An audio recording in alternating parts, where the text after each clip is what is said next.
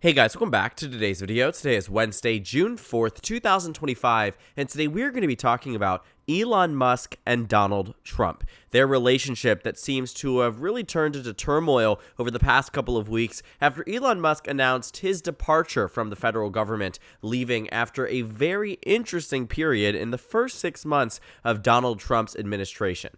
Now, looking at the recent comments from Elon Musk calling the, quote, big beautiful bill that Donald Trump and the Republican Party have put forth ahead of upcoming legislative votes a, quote, disgusting abomination, really goes to show that Elon Musk, who was once very much in admiration of Donald Trump and his presidency and a huge ally and supporter, is now starting to turn on him, at least publicly so. And it's interesting at bare minimum because Elon Musk was one of the biggest donors in the last presidential election, donating over $288 million in the election towards Republicans, and Donald Trump winning that race. And looking at the presidential election results, despite it being impressive for the incumbent president, keeping in mind that Elon Musk bankrolled nearly a quarter of all the money spent on behalf of Donald Trump's election, you really have to ask, without Elon Musk's involvement and the changing of the algorithms on Twitter and acquisition of one of the nation's largest social media platforms, will the election result been as favorable to Donald Trump? Now, there's no real actual numbers I can say one way or the other. I think it's all largely speculation, but it is interesting speculation because if Elon Musk continues to be someone who's more on the outside and no longer is welcome in Republican politics the way he once was, it's not to say that he's all of a sudden going to become a Democratic donor, but it does mean that money that might have been expected or might have been contributed otherwise might not actually come ahead of an upcoming midterm election cycle. Now, we'll talk about this a little bit later today, but Donald Trump is extremely more and more obsessed with the midterm elections, and really, to his credit, needs to be. Because what we are seeing is that the pushback on this huge bill that is put forth that ranges anywhere from continuations of Donald Trump's 2017 tax cuts to AI, preventing AI regulation in states for 10 years. I mean, you are finding that Donald Trump and this bill that is being put forth is receiving a lot of pushback on a domestic level from a number of Republicans, a number of Democrats, a number of independents. It does not seem to be a popular piece of legislation, and it arguably is giving Democrats a lot of ammunition to use against Donald Trump and his administration and Republicans in the upcoming midterm cycle. Now, Democrats have largely made Elon Musk that previous punching bag in the elections we saw in Wisconsin and Florida and all across the country, whether special elections or regularly scheduled off-cycle elections. What we have found is that Elon Musk has been this large scapegoat that we've seen Democrats really weaponizing his position in the administration to make the administration look like an oligarchy, make it look like Elon Musk and Donald Trump are the billionaires calling the shots, and there's nobody else, no Americans, nobody who is, contributing to the decisions out of the White House besides those two. And it has been a largely successful, demonization of Elon Musk. And I don't say that to mean that, in one way or the other, that it's deserved or not deserved. All that we know is that there has been a huge change in approval and perception on Elon Musk, and it doesn't come easy. A lot of the times, Elon Musk, when he started out talking more and more about politics after the 2022 midterms, was still largely a popular figure amongst the American public. More people who knew him started to like him more and more, and it wasn't because of his political leanings, but because they thought he was a genius. Tesla and SpaceX and all of these news stories that we had seen about Elon Musk for nearly a decade, going from the Iron Man cameo all the way until now, it has gone a very long way from Elon Musk being heralded as this next generation, person who's going to bring America to Mars, yada, yada, yada. Now, fast forward, is starting to be perceived as someone who's an oligarch, taking control and seizing the federal government, doing so in a way that is not popular. And you can see it here too. The Silver Bulletin on Nate Silver's website does a tracker on approval rating for a lot of monumental figures, and Elon Musk is one of those. You'll see here that the net favorability from Elon Musk, starting in the beginning of 2024, when he started to be more open to endorsing Trump, but still was adamant in the early stages that he would not endorse Trump until after Donald Trump had the assassination attempt against him. But again, looking at the net favorability, you had 6%, 7%, still people liked him. And at least if they didn't like him, they didn't have an opinion of him. And that was good for Elon Musk, because what it meant was that in a world and in a range of politics, where at this point in time, when a lot of these polls had been starting to be sourced, He had been already a pretty notable figure talking about Republican politics. He endorsed Republicans in 2022. He had said he had voted for Democrats his entire life, but this time he would be voting for the Republican Party. So he'd already started to see souring on him from Democratic voters. But it wasn't to the extent that we thought there would be, that there would be this massive rejection of him like we are seeing today.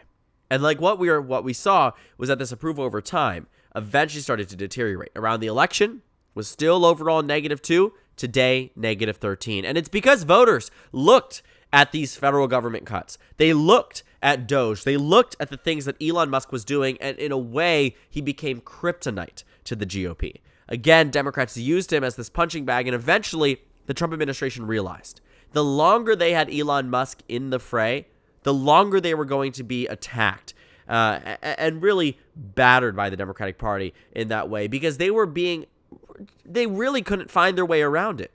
It was either Elon Musk was running the federal government, or he had his foot on the scale in a way that was just undue influence from a billionaire, somebody who had not been elected to any office in America, had not run for any office in America. I mean, it has been time and time again that we saw Elon Musk having an impact on what this administration was doing. And it really begs the question, what level of involvement should a mega donor have in this administration? Because it was this $288 million that got him 5 months in the White House. $288 million, 5 months in the White House. So now, Elon Musk critiquing this bill with very charged language, and he's continuing to do so, retweeting Senator Rand Paul, going against this bill, going against many parts of it. Even if Donald Trump and his administration are adamant that they want it, Elon Musk doesn't seem to be willing to say, I'm with you there. Because I do believe that at bare minimum, Elon Musk right now is saying what he believes.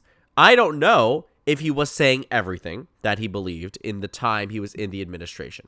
But because he no longer is, it seems like all bets are off. And it doesn't seem like Elon Musk wanted to leave either. It very much seems like Elon Musk and Donald Trump's relationship was rocky from the beginning.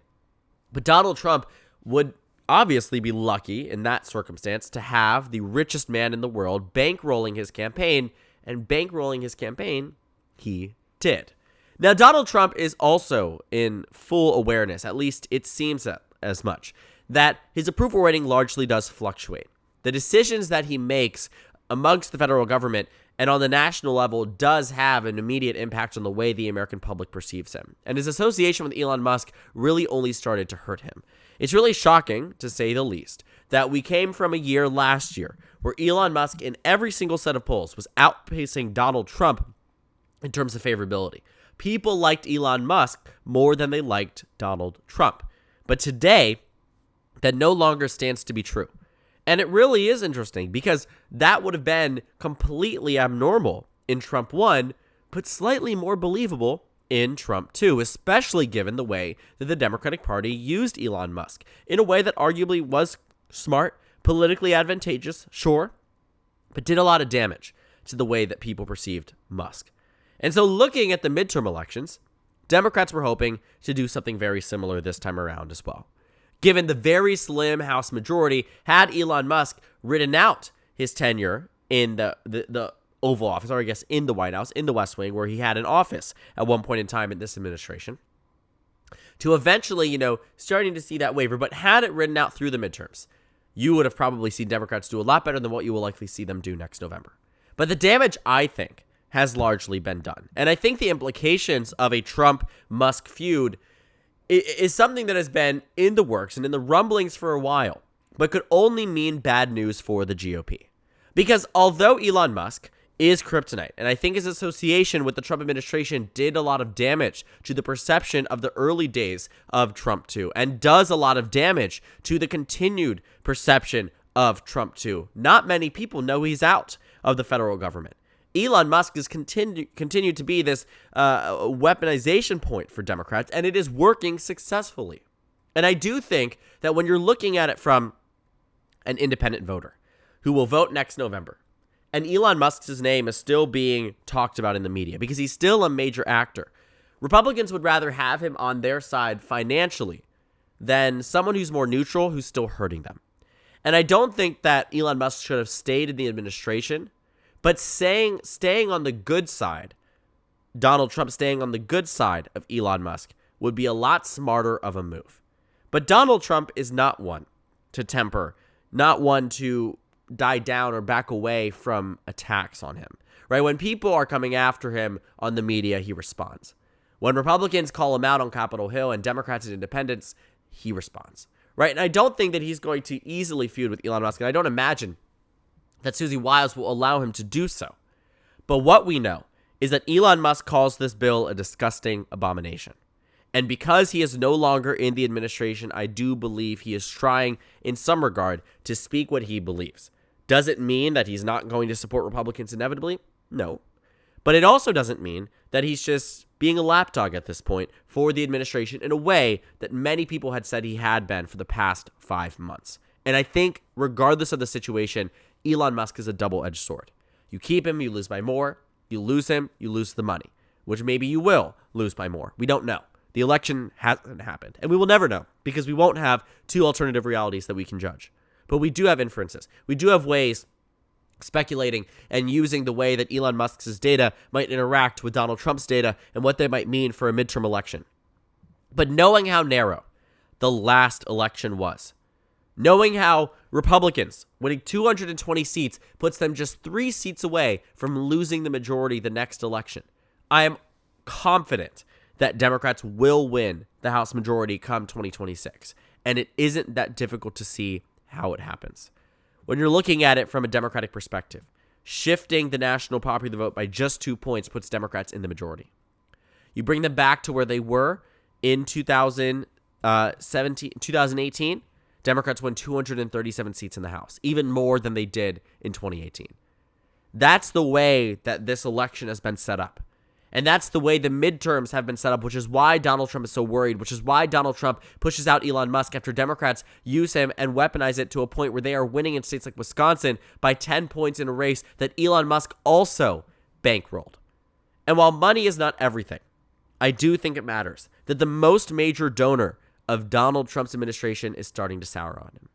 The biggest donor from the last cycle amongst either side. I mean, George Soros looks like a fraction of a cent in comparison to what he has put forth versus Elon Musk. And so it is really fascinating that there has always been this argument from the right about George Soros, but again, a different point for a different time. The point is now that someone who spent nearly 1/4 of all of Donald Trump's money on that election, who put forth 1/4 of what Donald Trump spent on the election, an election, might I add, that again is impressive, but had 130,000 people change their votes across Wisconsin, Michigan, and Pennsylvania, with over 10 million, or roughly, nearly 10 million cast. 130,000 changed their minds.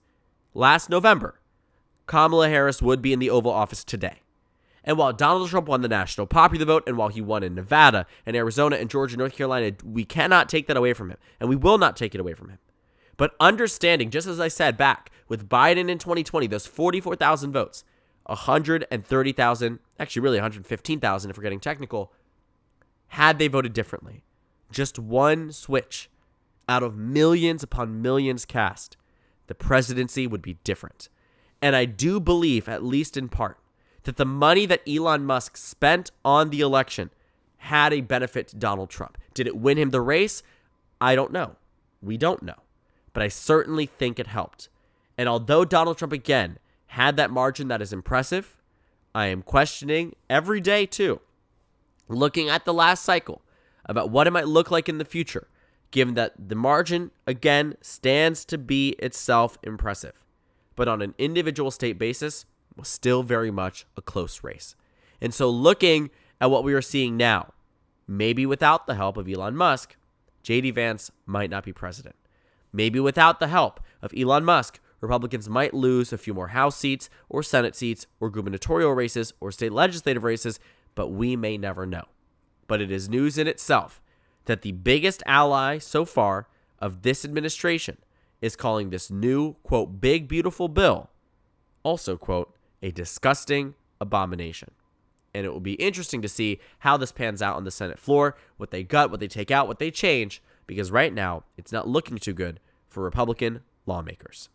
So thank you guys so much for watching this video. Make sure to comment down suggestions below. Subscribe on the left if you haven't already, and check out the Instagram and Twitter. At the bottom left of the screen, there's also a Discord server for you to go ahead and join. On the screen, there's a video for you to watch, and then a playlist for my 2026 Senate election analysis videos. Again, thank you guys so much for watching, and I will see you all later today.